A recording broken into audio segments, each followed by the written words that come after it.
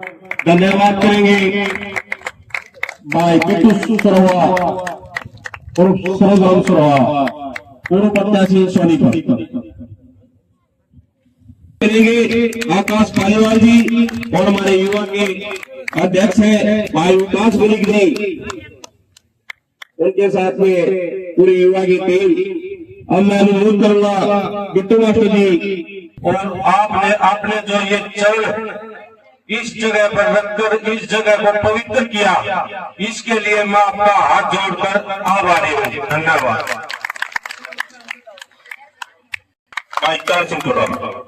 हरियाणा के 22 सीएम चौधरी अभय सिंह चौटाला जिंदाबाद जिंदाबाद जिंदाबाद। हरियाणा के 22 सीएम चौधरी अभय सिंह चौटाला जिंदाबाद जिंदाबाद जिंदाबाद। युवाओं की बुलंद आवाज भाई कान चौटाला जिंदाबाद जिंदाबाद जिंदाबाद। युवाओं की बुलंद आवाज भाई कान चौटाला जिंदाबाद जिंदाबाद। जगताऊ जय बिलाल अमर रहे अमर रहे अमर रहे। चौधरी ओम प्रकाश चौटाला गुरु जी जिंदाबाद।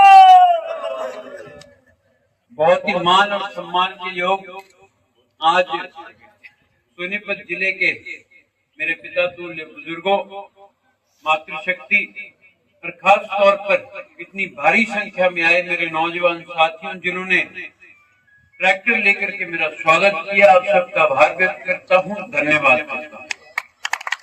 महिपाल आया तो मेरे पास फ्रेंड लगे कि एक शेर बोलना है, आ जाइए।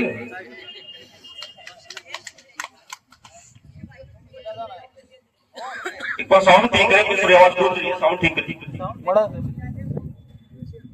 सब हमारे भाई साहब खड़े हैं तो साहब मेरा नतल इतना खर्चा है, भगवान की दया गौ माता कति मौज हो गया है। और भाई साहब मैं एक चीज को हूँ, आपने आपका बड़ो भाई साहब बुढ़े बुढ़िया है भाई कौन सा है बेसिक चौटाला थोड़ा मगा एक करण चौटाला है नहीं करती चौटाला लोग है एक शकल देखा भाई साहब आप गम ना बढ़ो मजाक नहीं बुढ़े थे कभी सब मुंह फाड़े बात देखे चौटाला साहब का पोता है भाई। एक शेर सुनाऊंगा अपने गुरु जी का। सात हो चुके इस दुनिया में आठवीं अपनी जोड़ी तोड़े से बिना टूटे ओम प्रकाश चौटाला आ रही है जनता की जोड़ी दे हो चौटाला साहब की दे भाई साहब धन्यवाद जी। जोड़ी तो थारी भी थी संजय के महिपाल की, कई दिन तो गायब हो गया था। एक दिन मैंने मेरा है बड़े नारा लगा हुआ था, चौटाला साहब ने डांट भी लगाई थी है? और कई भी थी कि नारा लगाने तक काम चलता, मैं जेल में बैठे लगा लेता है? मैं तो लोगों को बात बताऊं जी की मेरे याद है। आज यहाँ पर पहुंचे जिला के अध्यक्ष मेरे भाई बड़े भाई कुणाल गिलावत जी, उसके बाद आज प्रदीप गिल जी, जिनका एक वाक्य आपको बताना चाहता हूं। मेदांता में चौटाला साहब जी जब जेल से आए और भर्ती थे, ये मिलने आए थे और मैं वहां पर मौजूद था। मैं उनके साथ में खड़ा था और चौटाला साहब ने मेरे को बोला कि भाई हाथ पकड़ा, मैं खड़ा हुआ। मैंने उनको खड़ा करा, गले लगा करके प्रदीप भाई से मिले, अपनी जगह इसको बिठाया और खुद सोफे के साइड में जो मोटा सा होता है उसके ऊपर आकर के बैठ गए। मुझे उस दिन पता लगा था प्रदीप भाई की अहमियत क्या है और मुझे इनसे बहुत कुछ सीखने को मिला। जब ये युवा के प्रधान थे, मैं सिर्फ 21-22 साल का था, नया नया राजनीति में आया था कॉलेज छोड़ करके, और मुझे बहुत खुशी है कि प्रदीप भाई आज हमारे साथ वापस परिवार में आए। और जो इन्होंने आज एक परिश्रम की बात करी, मैं आपसे वायदा करता हूं, अभी हमारा सिरसा तो रिजर्व है एमपी की सीट में, और रोहतक की भी मेरे को सुनने में आ रही है कि बीजेपी वाले कुछ ना कुछ कर सकते हैं। ये तरह सोनीपत खुला रह गया ना, फिर पक्का आके चुनाव भी लड़ूंगा।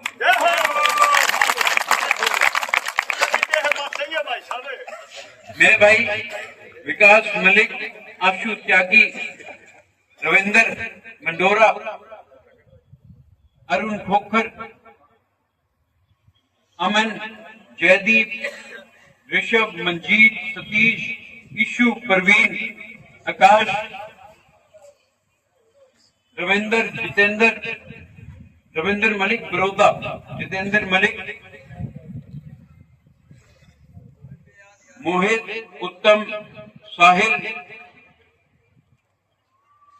पिंकू मुर्थल, मैं इन सब का बहुत बहुत आभार व्यक्त करता हूं जो इन्होंने मेहनत करके आज इस सम्मेलन को कामयाब किया, इस मीटिंग को कामयाब किया। और बिट्टू मास्टर जी का आभार व्यक्त करूंगा, धन्यवाद करूंगा जो उन्होंने चौधरी देवीलाल जी की पहचान, हरियाणा की आन बान और शान, ये पगड़ी पहना करके मेरा मान सम्मान किया है। मैं आप सबसे वायदा करता हूं इस पगड़ी को कभी किसी के आगे झुकने नहीं दूंगा, किसी के कदमों में ले जाकर के नहीं रखूंगा। आज जगह जगह ये बात कही जाती है कि आपसे पहले वालों ने ये किया था, अगर हमने यही करना होता तो फिर हम अलग क्यों होते, फिर तो हम साथ होकर के ये काम कर लेते। हमारा मकसद एक ही है, चौधरी देवीलाल जी की विचारधारा पे चलना और चौटाला साहब के दिखाए हुए रास्ते पे चलना। मैं आज आपके बीच में कोई राजनीतिक तौर पर नहीं आया, मैं तो आज हरियाणा के युवाओं की जो हालात है, इस सरकार के जो कार्य हैं उनको लेकर के जो बेरोजगारी है, चाहे वो पेपर लीक हुए, चाहे वो नौकरियों के पोस्टपोन हुए या नौकरियां भर्तियां कैंसिल हुई, और किस तरह अफसरों के दफ्तरों में करोड़ों रुपए पकड़े भी गए लेकिन फिर भी कोई कार्रवाई नहीं हुई। सबसे बड़ा कारण है कि उसकी वजह से आज हरियाणा का युवा किस तरह नशे की लत में पड़ रहा है और अपराध की दुनिया में जा रहा है। आपसे दूर नहीं रोहतक की बात है, जब मैं वहां प्रोग्राम करके आया परसों, मुझे पता लगा उससे पिछले दिन एक 5 महीने की बच्ची को अगवा कर लिया गया और अभी तक कोई कार्रवाई नहीं हुई। और सिरसा के अंदर कुछ दिन पहले हमारे गृह जिले में, हमारे ही पड़ोस के गांव में, रामपुरा बिश्नोइया में एक 4 साल की बच्ची का मर्डर हो गया था और अभय सिंह जी ने एक फोन कराया था। एसपी ने उसी टाइम पूरे जिले की फोर्स लगा करके उस अपराधी को रातों रात पकड़ने का काम किया और उसको कोर्ट में पेश करने का काम किया। ये फर्क है इस सरकार में और आपके नेता में। आज जरूरत है आपको और मेरे को, युवा साथियों, कि जितने बुजुर्ग यहाँ बैठे हैं, इन्होंने बहुत मेहनत करी है, इन्होंने बहुत लड़ाइयां लड़ी है, कभी जेल भरी, कभी रास्ते रोके, कभी रेल रोकी। इनका खुद का कोई स्वार्थ नहीं था, इनका एक ही मकसद था कि किस प्रकार हरियाणा प्रदेश का भविष्य सुरक्षित हो, हमारे आने वाली पीढ़ियों का भविष्य सुरक्षित हो। लेकिन आज के हालात देखते हुए, इस सरकार के और इससे पहले रही हुई 10 साल कांग्रेस के सरकार के हालात देखते हुए, आज हमारे आने वाली पीढ़ियों का भविष्य सुरक्षित नहीं है। आपका और हमारा फर्ज बनता है कि हम एकजुट होकर के आपसी भाईचारा कायम करके, जात पात धर्म से ऊपर उठ करके, राजनीति से ऊपर उठ करके इस लड़ाई को लड़े, अपनी आवाज को बुलंद करें। 23 मार्च को जो कि शहीदी दिवस है, शहीद भगत सिंह जी का दिवस है, और देश की आजादी में जब जब जरूरत पड़ी सबसे ज्यादा शहादत अगर किसी ने दी है तो वो देश के युवाओं ने दी है। चाहे वो शहीद भगत सिंह रहे हों, रानी लक्ष्मीबाई रही हों, सुखदेव राव हो, और आपको और हमारा फर्ज बनता है कि 23 तारीख को हम लोग ज्यादा से ज्यादा संख्या में जींद पहुंच करके इस सरकार को इस बात का आगाज करें कि भाई अब हरियाणा का युवा चुप नहीं बैठने वाला, अपनी आवाज को मजबूती से एकजुट होकर के बुलंद करेगा। अपने बुजुर्गों का आशीर्वाद लेकर के, इनका मार्गदर्शन लेकर के हम लोग आगे बढ़ेंगे।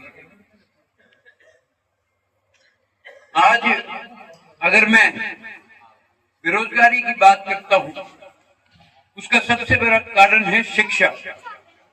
हरियाणा प्रदेश के अंदर जब से ये सरकार बनी है, पिछले 11 सालों में 4000 से ज्यादा सरकारी स्कूल बंद हो चुके हैं और पूरे देश के अंदर 1 लाख से ऊपर सरकारी स्कूल बंद हो चुके हैं।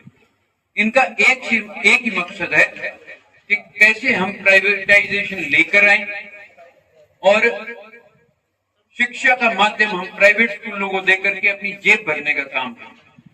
पिछले दिनों हमारे ही शिक्षा मंत्री और अनिल विज जी का बयान आया था कि हमारे डिपार्टमेंट के जो अधिकारी हैं वो रिश्वत लेते हैं, लेकिन उसके बावजूद अभी तक कोई कार्रवाई नहीं हुई।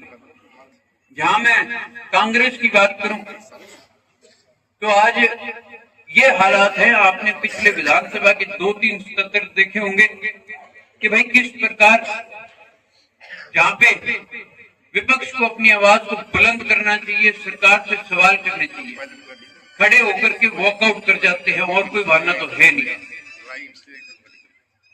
और आपके 2 विधायक हैं, एक आदित्य देवीलाल जी और अर्जुन, दोनों के दोनों अपनी आवाज को बुलंदी से उठाते हैं, पूरे स्तर में बैठ करके अपनी आवाज को बुलंद करते हैं और अपने हलके की आवाज को नहीं, पूरे हरियाणा प्रदेश की आवाज को बुलंद करते हैं। तो युवा साथियों, हमारे को एकजुट होना पड़ेगा और जिस प्रकार प्रदीप भाई ने कहा कि भाई गाड़ी में 1-2 जने आ जाते हैं, अब इससे काम सही बात है नहीं चलेगा। हमारे को एकजुट होकर के मजबूती से अपनी लड़ाई को लड़ना पड़ेगा। बाकी आप सभी यहाँ पर आए, आपने जो आज प्रेम, प्यार, आशीर्वाद, मान सम्मान दिया, उसके लिए मैं आपका आभारी हूँ, बहुत बहुत धन्यवाद करता हूँ। और पीछे मेरे बुजुर्ग बैठे हैं, हुक्का पी रहे थे, कहने लगे भाई हुक्के का उद्घाटन अभय सिंह ने कराया था। मैंने कही फिर मैं सूखा कुकर जाता हूँ, 2 घूंट में भी मार के जाऊंगा, अभी जाता जाता 2 घूंट और मार के जाऊंगा उनके पास। और संजय महिपाल, अब इसने जोड़ी ने कायम रखी हो, ईद कड़े ना फट जाइए। बाकी आप सभी आए, उसके लिए मैं आपका बहुत बहुत आभार व्यक्त करता हूँ, धन्यवाद करता हूँ। और फिर से आपसे एक वायदा करता हूँ कि कोई परिस्थितियां प्रदेश में आ जाए, इस पगड़ी को कभी किसी कदमों में नहीं रखूंगा, इसके मान सम्मान को बढ़ाने का काम करूंगा। और जहां कहीं भी मेरी जरूरत पड़ी, आप युवा साथियों के साथ अपने बुजुर्गों का आशीर्वाद लेकर के आपकी हर लड़ाई को कंधे से कंधा मिलाकर के लड़ने का काम करूंगा। अगली कड़ी में खड़े होकर के हम दोनों करण अर्जुन इस लड़ाई को लड़ने का काम करेंगे।